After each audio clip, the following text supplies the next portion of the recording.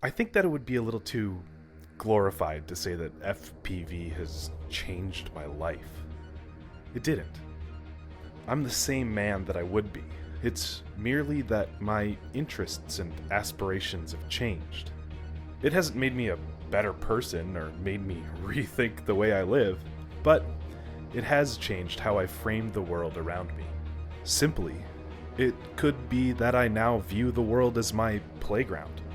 I look at a break in the canopy as an obstacle to be navigated, or I see an old bridge telling the stories of that which it carried across. Stories that I can capture from above. I prefer to think that my perspective has elevated. Drones have brought me together with individuals from around the world.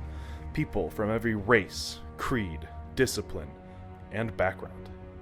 Not only do I view the physical world in a new way, but I now have exposure to the understanding of humans spanning the globe. These people, they all share a common interest.